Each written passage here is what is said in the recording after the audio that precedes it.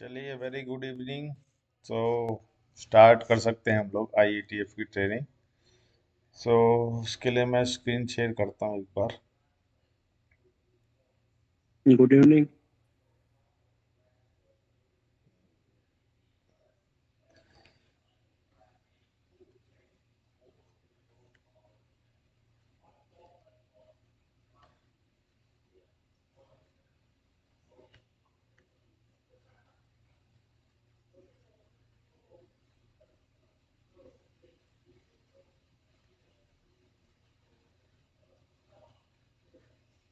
Screen visible है?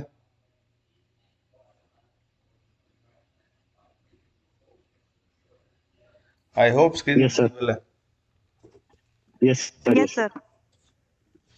जी जी। So welcome to IETF 16949 training. So आप सबको वैसे थोड़ा आइडिया होगा, काफ़ी हद तक आइडिया भी होगा कि आईईटीएफ क्या है। So basically IATF is a quality management standard. So normally हमारे प्रोडक्ट की क्वालिटी क्वालिटी के लिए क्या क्या मैनेजमेंट सिस्टम में स्टैंडर्ड्स की रिक्वायरमेंट्स हैं, उसके लिए स्टैंडर्ड बनाया गया है। और आपको सबको पता होगा IATF is basically required in automotive sector. Automotive sector के लिए यूज़ किया जाता है ये स्टैंडर्ड। अगर आपको इसके बारे में पढ़ना है तो आपको सबसे पहले पता होना चाहिए ISO 9001 के बारे में। ISO 9000 is a base of IATF। अगर आपको ISO 9000 या 9001 की सीरीज के बारे में नहीं पता तो आप IATF को लर्न नहीं कर पाओगे। ISO 9000 की जो सीरीज है उसमें मोटा मोटा ना तीन स्टैंडर्ड है हमारे, जैसे कि ISO 9000, 9001 और 9004। तो आप देखिए 9001 जो स्टैंडर्ड है वो बताता है कि क्वालिटी मैनेजमेंट सिस्टम की रिक्वायरमेंट क्या है, सबको पता होता है, तो कोई भी ले सकता है इस स्टैंडर्ड को। ISO 9000 जो सीरीज है वो बेसिकली आपको एक डिक्शनरी बताती है, जैसे कि आपको समझना हो कस्टमर का मीनिंग क्या है, या कोई आपसे पूछ ले टॉप मैनेजमेंट का मतलब क्या होता है, या आपसे कोई पूछ ले करेक्टिव एक्शन क्या होता है, प्रिवेंटिव एक्शन क्या होता है। तो वर्ड्स, जो भी वर्ड्स यूज किए गए हैं ISO 9001 के अंदर, उसके जो मीनिंग्स हैं वो 9000 की में मिल जाएंगे। मतलब ये वोकेबलरीज है, आपको डेफिनेशन वर्ड मीनिंग्स के बारे में बताता है। और ISO 9004 है वो गाइडेंस फॉर परफॉर्मेंस इंप्रूवमेंट। मतलब कि अगर आपकी कंपनी ने 9001 का सर्टिफिकेट लिया है और आप उसको और इम्प्रूवमेंट करना चाहते हो, और भी एडिशनल रिक्वायरमेंट को ऐड करना चाहते हो, तो आप ISO 9004 को पढ़ सकते हो। इस स्टैंडर्ड में आपको इम्प्रूवमेंट पॉइंट्स बताए गए हैं ISO 9001 के अगेंस्ट में। तो ये जो मेन सीरीज है, ये स्टैंडर्ड्स का आपको पता होना चाहिए। अगर आपको इन स्टैंडर्ड्स का नहीं पता तो IATF लर्न करने में थोड़ी सी आपको परेशानी आ सकती है। ISO 9001 आप सबने सुना होगा। कोई बता सकता है क्या है ये स्टैंडर्ड? इस स्टैंडर्ड में क्या क्या होता है? ISO 9001 का मतलब क्या है, कितने क्लोज हैं?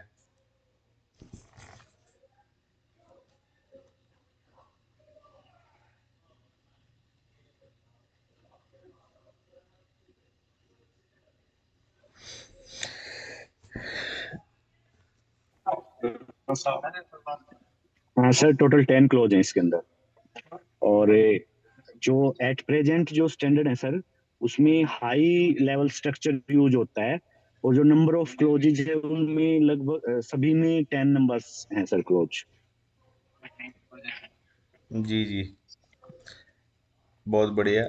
ISO 9001 एक इंटरनेशनल स्टैंडर्ड है जो प्रोडक्ट की क्वालिटी के ऊपर बात करता है, और ये अप्लाई किया जा सकता है किसी भी ऑर्गेनाइजेशन में। मतलब कि इस स्टैंडर्ड को आप कि सभी टाइप के ऑर्गेनाइजेशंस में अप्लाई कर सकते हो, चाहे वो छोटा हो चाहे बड़ा हो, चाहे वो कोई भी प्रोडक्ट दे रहा हो।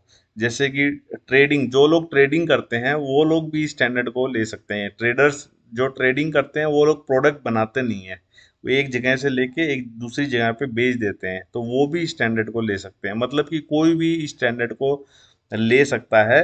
मोटो क्या है इसका? जो मेन मोटो है बेसिकली कस्टमर की सेटिस्फेक्शन को इम्प्रूव करना है, improving the customer satisfaction. Customer satisfaction को इम्प्रूव करने के लिए इस स्टैंडर्ड का यूज किया गया है। तो ISO का फुल फॉर्म जो है, अगर आप देखोगे ध्यान से, आईएसओ फुल फॉर्म है इंटरनेशनल ऑर्गेनाइजेशन फॉर स्टैंडर्डाइजेशन।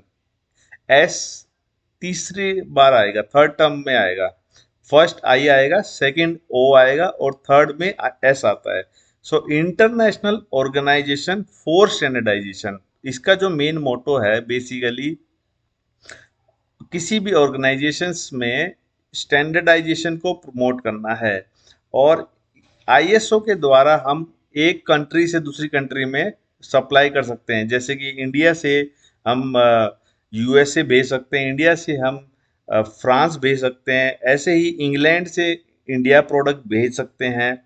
तो जो स्टैंडर्डाइजेशन है उसको हेल्प मिलती है। एक सिंपल एग्जांपल ये है कि जैसे हम आउट ऑफ कंट्री जाते हैं, तो हमें मोबाइल चेंज करने की जरूरत नहीं पड़ती, हमें सिर्फ सिम चेंज करने की जरूरत पड़ती है। और सिम का जो साइज है वो पूरे वर्ल्ड में सेम है, सेम स्लॉट है, slot size, width, length, height सब कुछ सेम है। तो ये क्या हुआ, स्टैंडर्डाइज हो गया प्रोडक्ट। अगर स्टैंडर्डाइज नहीं होता तो हमें दूसरी कंट्री में जाके फ़ोन यूज़ करना होता, तो हमें नया फ़ोन खरीदना पड़ता, पैसे लगते, एक्सपेंस लगता। तो इस इन सब चीज़ों से जो आम आदमी है उसकी लाइफ इजी हो रही है। सो मेन मोटो आईएसओ 9001 का आम आदमी की जिंदगी को आसान करना है। इसके अलावा आईएसओ 9001 या स्टैंडर्डाइजेशन के कोई एग्जांपल आप बता सकते हो? कोई भी एग्जांपल स्टैंडर्डाइजेशन के।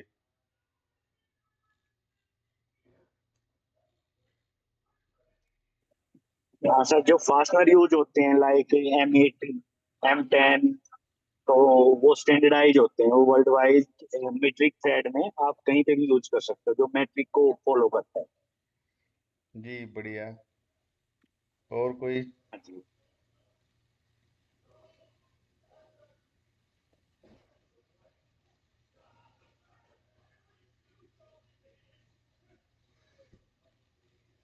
और कोई एग्जांपल बता सकता है?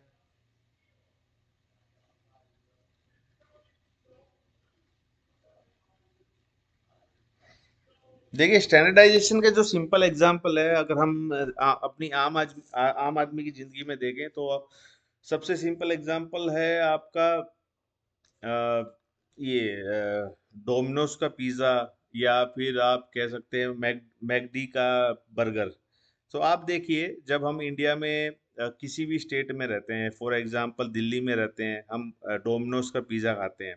अब हम 6 महीने बाद मान लीजिए मुंबई जा रहे हैं, और मुंबई जाके भी हम डोमिनोज का पिज़्ज़ा खा रहे हैं, तो उसमें कोई अंतर नहीं मिलेगा। आपको प्राइस सेम मिलेगी, आपको उसका साइज सेम मिलेगा, आपको क्वालिटी लगभग सेम मिलती है। तो और पैकिंग सेम मिलती है। तो इससे क्या हो रहा है, एक आपको कॉन्फिडेंस आ रहा है एज अ कस्टमर। हम लोग एक कस्टमर हैं, जब हम किसी डोमिनोज के यहाँ जा रहे हैं, तो एज अ कस्टमर हमें क्या कॉन्फिडेंस आ रहा है कि ये जो कंपनी है या ये जो ब्रांड है, ये अच्छी है, इसकी क्वालिटी मेंटेन करती है, हाइजीन मेंटेन करती है, साफ सफाई मेंटेन करती है। सो आईएसओ का मेन मकसद है स्टैंडर्डाइजेशन करना, सब जगह वर्ल्ड वाइड चीज़ें सेम हो और इजीली इम्प्लीमेंट की जा सकें। एक सिंपल क्वेश्चन मैं आपसे पूछना चाहूंगा, क्या आप बता सकते हो वर्ल्ड में कितनी कंट्रीज हैं, आजाद मुल्क जो इंडिपेंडेंट है? टोटल कंट्रीज तो बहुत हैं, टू लेकिन हंड्रेड सिक्स जी, टू हंड्रेड 206। सिक्स बढ़िया, 206 वैसे आजा टोटल कंट्रीज हैं।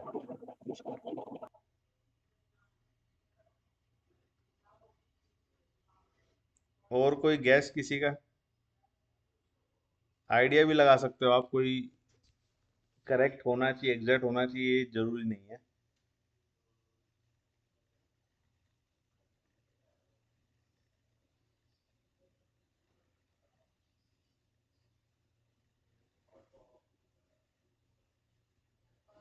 कोई गैस कर सकता है? कमेंट में लिखा है 195, राइट? वीवो V2303 ने 195 कंट्रीज, ओके। और कोई गैस कर सकता है कितनी कंट्रीज हैं? सो देखिए, ये आंसर काफी हद तक सही है, 195 या 196। तो टोटल जो आजाद मुल्क हैं वर्ल्ड में, वो 196 कंट्रीज हैं। सो 196 कंट्रीज के अंदर हम इस स्टैंडर्ड को अप्लाई कर सकते हैं। 196 कंट्रीज में हम इसको अप्लाई कर सकते हैं। और इसके अलावा क्या आप जानते हो ISO 9001 standard 196 out of 196 countries में कितनी कंट्रीज में इम्प्लीमेंट हो चुका है? मतलब कितनी कंट्रीज इसको मान्यता देती है अपने देश के अंदर? 196 कंट्रीज में से कितनी कंट्रीज इसको अपने यहाँ पे मान्यता देती हैं? कोई बता सकता है? आइडिया भी लगा सकते हो आप।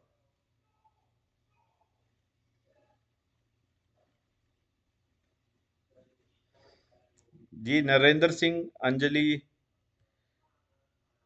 सोनू।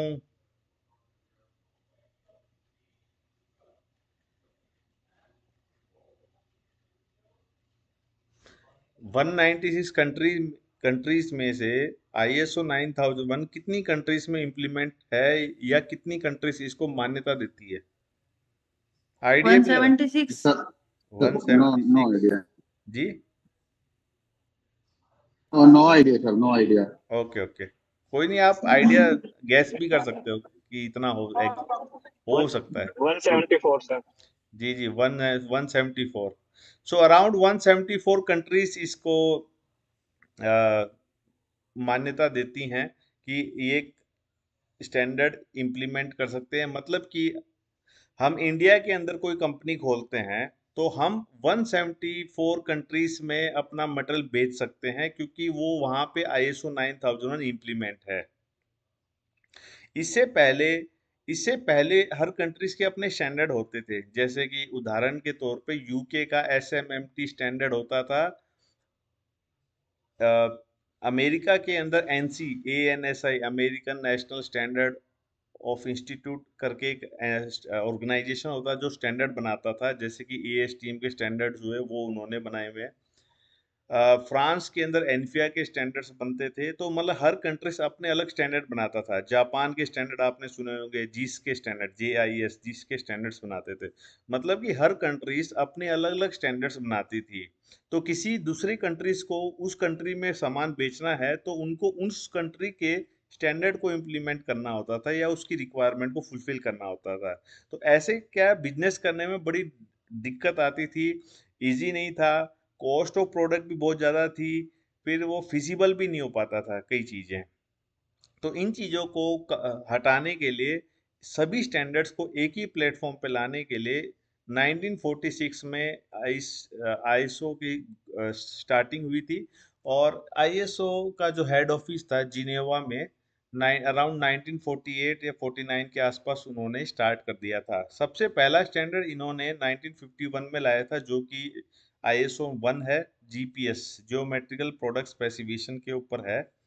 और इंडिया लगभग 1955 तक इसका मेंबर बन चुका था। मतलब हम काफी इनिशियल दौर से इसके मेंबर रह चुके हैं। क्या आप में से कोई बता सकता है इंडिया में से कौन ISO के अंदर रिप्रेजेंट कर रहा है? मतलब इंडिया को कौन रिप्रेजेंट कर रहा है ISO के अंदर, जिनेवा के अंदर, स्विट्जरलैंड के अंदर?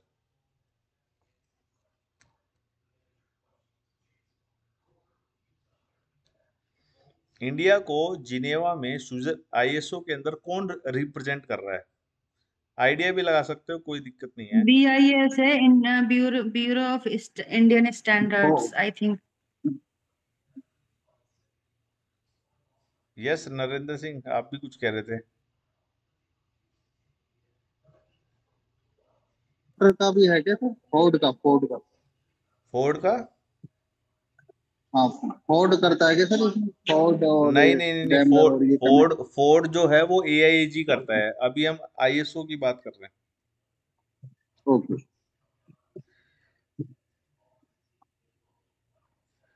तो ये बिल्कुल सही बोला है स्तुति शर्मा जी ने। तो इसको BIS, bureau of Indian standard, आपने सुना होगा, bureau of Indian standard, BIS इसको रिप्रेजेंट करता है। मतलब कि आप भी अपने एक्सपीरियंस के हिसाब से BIS या NABCB में अगर आपकी जॉब लग जाती है तो आपको भी अपनी लाइफ में चांस मिल सकता है कि आप ISO के अंदर बैठें और स्टैंडर्ड्स को बनाएं।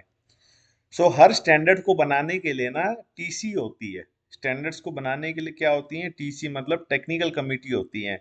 जैसे कि हमारे कंपनीज के अंदर कोई प्रोडक्शन होता है, प्रोडक्शन में काम कर रहा होता है, कोई मेंटेनेंस में काम करता है, कोई सप्लाई चेन में, परचेज में, अलग अलग डिपार्टमेंट्स बने गए हैं।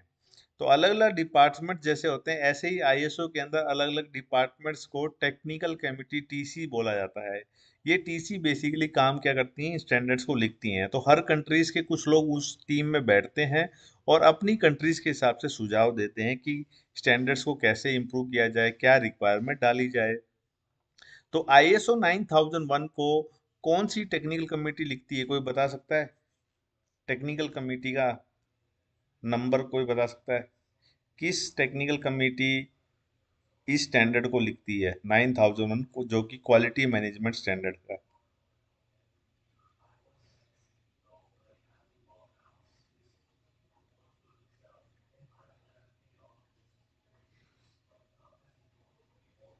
तो इसको इसको इसको लिखती है आईएसओ 9001 को लिखती है टीसी 176। सो आप याद करना चाहो याद कर सकते हो, टीसी 176। टीसी 176 इस स्टैंडर्ड को लिखती है हर बार। अभी आपके लिए अपडेट बता देता हूं मैं। क्या आप सबको पता है अगले साल 2026 में ये स्टैंडर्ड दोबारा चेंज होके आ रहा है, रिवाइज हो रहा है, रिवीजन हो रहा है इसके अंदर? आपको पता है इसका? आईएसओ 9001। यस सर, सितंबर तक का बोला गया है, सितंबर 26 तक का। जी, सितंबर 26 के बाद ये रिलीज हो जाएगा। तो ऑलमोस्ट बन गया है, कोई मेजर चेंजेस नहीं है, बहुत सारे चेंजेस नहीं है, बट आपको स्टैंडर्ड ये चेंज करके मिलेगा 2026 में।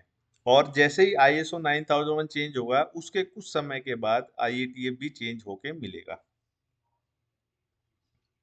ठीक है, देखिए, आपको अगर क्वालिटी मैनेजमेंट स्टैंडर्ड या क्यूएमएस के अंदर काम करना है, तो आपको इन प्रिंसिपल्स का पता होना चाहिए। तो आईएटीएफ ने या आईएसओ 9001 ने 7 प्रिंसिपल्स को अपने उसमें लिखा गया है। जैसे कि पहला है customer focus, second is leadership, third is engagement of people, fourth is process approach, fifth is improvement, sixth is evidence based decision making और सेवंथ इज रिलेशनशिप मैनेजमेंट। मतलब ये 7 जो प्रिंसिपल्स हैं, इनका आपको याद होना चाहिए या पता होना चाहिए।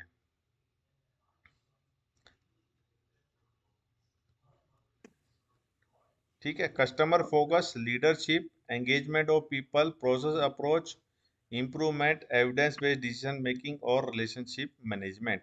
ये 7 के 7 प्रिंसिपल्स आपको बाय हार्ट याद होने चाहिए। क्या आप बता सकते हो 2015 से पहले कितने प्रिंसिपल्स थे? ये 7 हैं 8 2015 में। प्रिंसिपल, जी 8 थे क्या? जी जी, बिल्कुल 8 थे, बिल्कुल करेक्ट आंसर है आपका। अब ये 7 कर दिए हैं। क्या आप बता सकते हो कि आपको ये याद करना हो तो इंस्टेंट इस 7 प्रिंसिपल को कैसे याद करें, अगर आपको याद करना हो?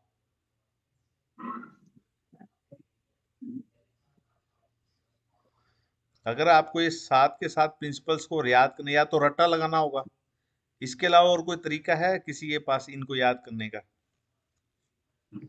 CLEE ऐसे नहीं करके नहीं याद कर सकते हैं।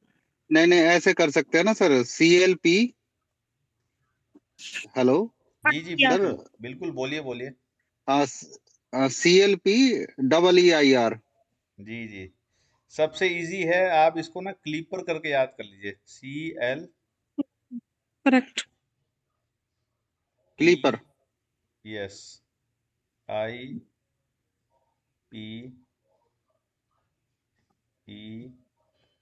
मतलब एक वर्ड बन जाएगा। इसको आई को आप इधर उधर कर सकते हो, ई को इधर उधर कर सकते हो, जैसा आपको ज्यादा इजी लगे। तो मुझे ये ज्यादा इजी लगता है, तो मैंने अपना ये यूज कर रखा है।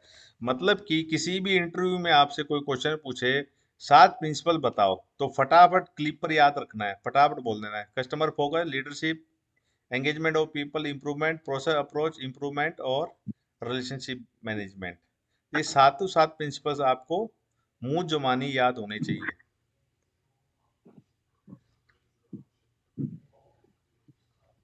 देखिए एक चीज मैं आपको यहाँ पे बता देना चाहता हूँ। आजकल आप देखोगे बहुत सारे ऑर्गेनाइजेशंस हैं, ट्रेनिंग ऑर्गेनाइजेशंस भी हैं, प्लस आपकी कंपनी में भी ये ऑर्गेनाइजेशंस आते होंगे ट्रेनिंग देने के लिए। तो सर्टिफिकेट की कोई वैल्यू नहीं है आज के दिन। अगर आप मान लीजिए कहीं पे 5,000 10,000 रुपए दे के सर्टिफिकेट के लिए ट्रेनिंग ले रहे हो, तो उस सर्टिफिकेट की कोई वैल्यू नहीं है। ये मैं आपको क्लियरली बता दे रहा हूँ। और आपको अगर नॉलेज है, आपको आईएसओ या आईईटीएफ की नॉलेज है, तो आप क्लियरली लिख सकते हो अपने रिज्यूम के अंदर कि भाई मैं इंटरनल ऑडिटर हूँ आईईटीएफ या आईएसओ 9001 का। सर्टिफिकेट की कोई वैल्यू नहीं है। सर्टिफिकेट आप एक वर्ड में बना लीजिए, चाहे तो आपको मैं बना के दे दूंगा, नाम चेंज करके दे दूंगा, कोई इम्पोर्टेंस नहीं रही है। जिस हिसाब से भीड़ बढ़ रही है, जिस हिसाब से कंपटीशन हो रहा है। किसी का कोई क्वेश्चन है यहाँ पे, कोई पॉइंट है, कुछ पूछना है तो आप यहाँ पे पूछ सकते हो।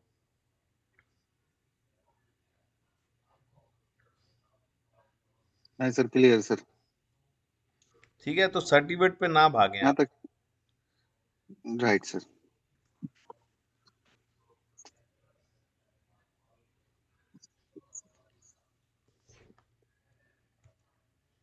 ठीक है, तो ये जैसे स्टार्टिंग में सुभाष जी ने बताया था हाई लेवल स्ट्रक्चर एचएलएस। सो एचएलएस का मतलब क्या है, और कोई बता सकता है एचएलएस का मतलब? हाई लेवल स्ट्रक्चर उसका शॉर्ट फॉर्म है। जी जी, उसका मतलब क्या है? नहीं पता मेरे को। ठीक है जी, और कोई बता सकता है? हाँ सर, जो भी बेसिक रिक्वायरमेंट्स हैं स्टैंडर्ड्स की, उसको कंपाइल करके मतलब एक फॉर्म में बना दिया गया है। जैसे कोई भी स्टैंडर्ड हो उसमें वो चीजें ही कवर करी जाए, तो वो हाई लेवल स्ट्रक्चर है सर। लाइक जैसे 9001 है, उसमें भी 10 क्लोज रहेंगे। और मेन जैसे सेम अदर में जैसे लाइक 14,001 है, 18,001 है, तो उसको कॉमनाइज कर दिया है sir. That is high level structure sir. बढ़िया, क्योंकि बिल्कुल। पहले ये डिफरेंट होते थे, किसी क्लोज में कुछ होता था, किसी में कुछ, उसको समझना, याद करना और फॉलो करना, वहां पे डिफिकल्टी थी, तो इसको एक स्ट्रक्चर कंप्लीट बना दिया गया। दैट इज माय इसमें ना अंडरस्टैंडिंग। स्टैंडर्ड्स को ही स्टैंडर्डाइज किया जाता है, इसको हाई लेवल स्ट्रक्चर कहते हैं आई थिंक। बढ़िया। तो इसका मतलब ये है, ये देखिए क्लियरली मैंने इसलिए लिखा है to make standard itself standardise high level structure come into effect. मतलब कि स्टैंडर्ड को स्टैंडर्डाइज बना दिया गया है हाई लेवल स्ट्रक्चर से। अब वो कैसे, जैसे कि पहले क्या होता था, 2000 आईएसओ 9000 2008 2008 में 8 क्लोज होते थे आईएसओ 9001 के अंदर। आईएसओ 14001 जो एनवायरनमेंट का स्टैंडर्ड है उसके अंदर 4 क्लोज होते थे। मतलब कि अगर आपको याद करना हो या आपको इम्प्लीमेंट करना हो तो आपको बड़ी कंफ्यूजन होगी कि 5 नंबर क्लोज उसमें अलग था, इसमें अलग है। तो इस चीज को ऐड कर सही करने के लिए इन्होंने कर दिया। मतलब कि अगर आपने एक बार 10 क्लोज रट लिए या 10 क्लोज याद हो गए आपको, तो आपको सारे स्टैंडर्ड याद हो जाएंगे। आपको सारे वो कौन से स्टैंडर्ड याद होंगे जो एमएसएस मैनेजमेंट सिस्टम स्टैंडर्ड्स के हैं। जो भी मैनेजमेंट सिस्टम स्टैंडर्ड्स के आईएसओ स्टैंडर्ड्स हैं वो सारे याद हो जाएंगे। मतलब अगर आप 9001 के स्टैंडर्ड पढ़ोगे तो भी 10 क्लोज हैं, 14001 के क्लोज पढ़ोगे तो भी उसके अंदर 10 ही क्लोज मिलेंगे। 11 12 9 8 ये क्लोज नहीं मिलेंगे, 10 के 10 क्लोज मिलेंगे। सारे सेम मिलेंगे, सब में रिक्वायरमेंट सेम मिलेगी, सिर्फ और सिर्फ जो मेन टॉपिक है वो चेंज हो जाएगा। इससे फायदा क्या हो रहा है? इससे एक तो फायदा है सर्टिफिकेशन इजी हो जा रहा है, टाइम्स बच रहा है आपका, और ऑडिटर या किसी को याद करने क्लोज तो आराम से याद हो जाते हैं।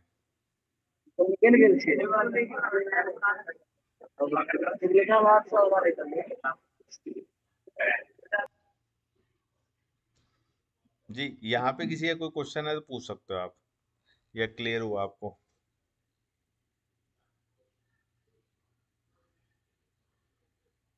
ठीक है सर।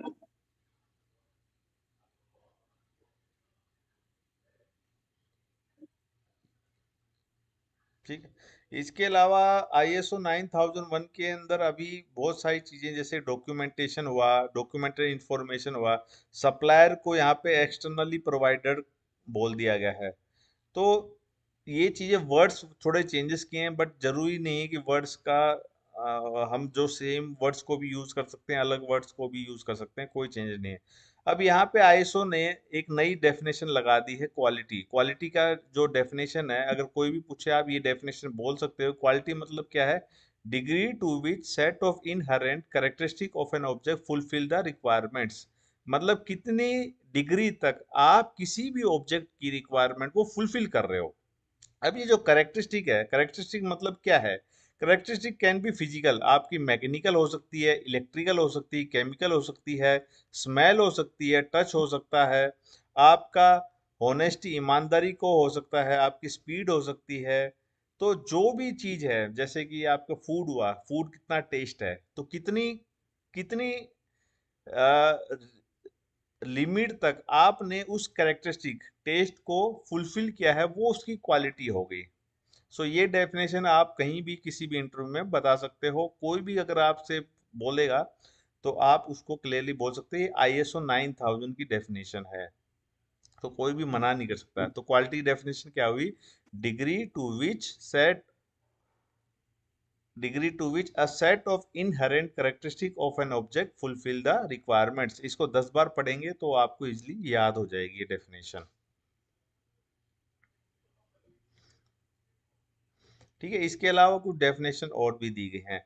अब आईएसओ 9 आईएटीएफ को पढ़ने के लिए आपको क्या क्या करना है? देखिए, आईएटीएफ के क्लोज नंबर 2 में, क्लोज नंबर 2 की जो रिक्वायरमेंट है वो है नॉर्मेटिव रेफरेंस। रेफरेंस क्या होती है? जैसे कि मान लीजिए आपकी कंपनी में कोई रिक्वायरमेंट है, तो आप मुझे रेफर करोगे कि ऐसे ऐसे हमारे यहाँ रिक्वायरमेंट है, आप आना चाहोगे, तो आपने मुझे रेफर किया, मतलब रेफरेंस दिया।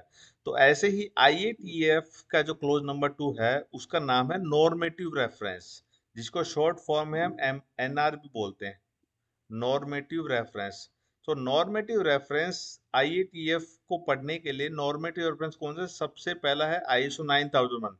मतलब आईएटीएफ को समझने के लिए आपके पास आईएसओ 9001 की रिक्वायरमेंट्स होनी चाहिए, आईएटीएफ की एसआई सैंक्शन इंटरप्रिटेशंस पता होनी चाहिए, कस्टमर स्पेसिफिक रिक्वायरमेंट्स पता होनी चाहिए, कोर टूल्स पता होने चाहिए। देखिए, ये जो आईएस आईएसओ 9001 की रिक्वायरमेंट, अगर आप क्लोज नंबर 4.1 पढ़ोगे तो यहाँ पे आईएसओ 9001 2015 दिया गया है। मतलब कि आईएटीएफ में आपको क्लोज नंबर 4.1 में क्या लिखा है वो नहीं बताया जाएगा, वो आपको कहाँ बताया जाएगा? उसके लिए आपको 9001 को पढ़ना होगा। इसीलिए ये इसका नॉर्मेटिव रेफरेंस है। ये क्लियर हुआ? कोई क्वेश्चन है तो पूछ सकते हो आप।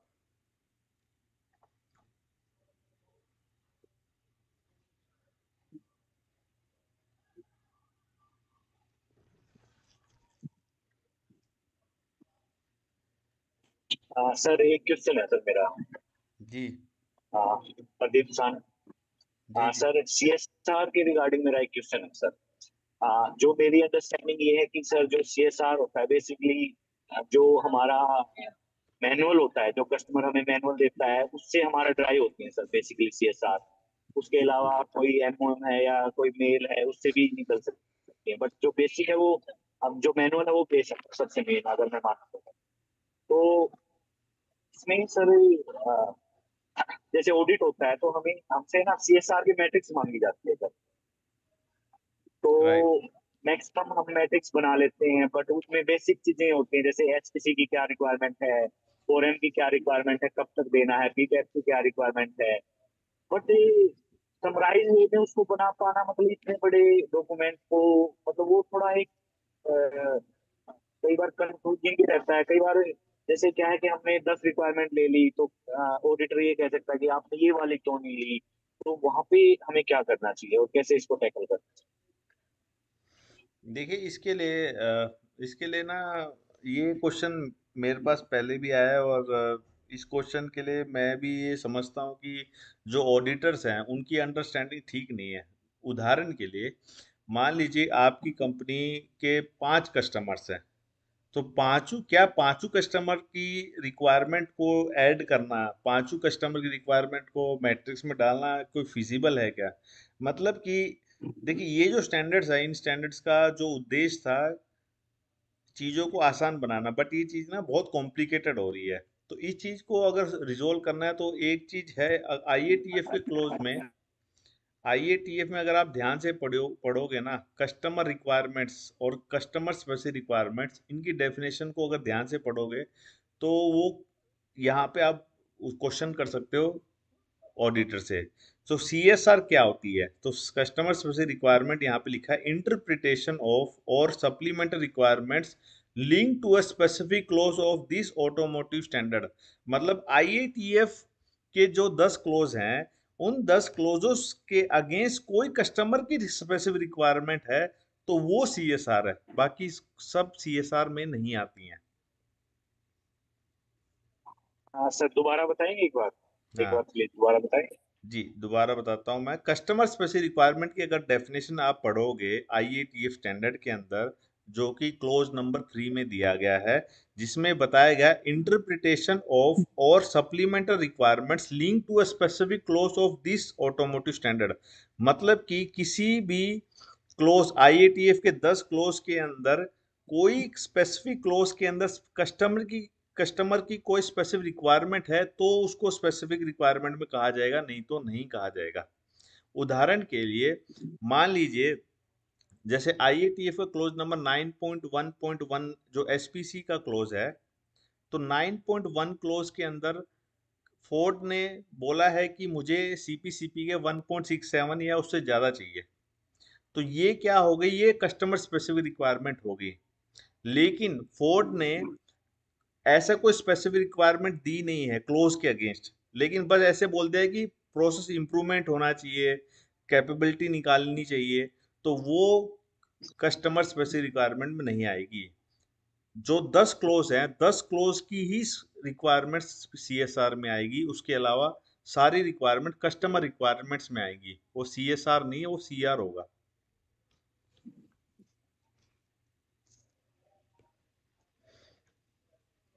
ठीक है सर।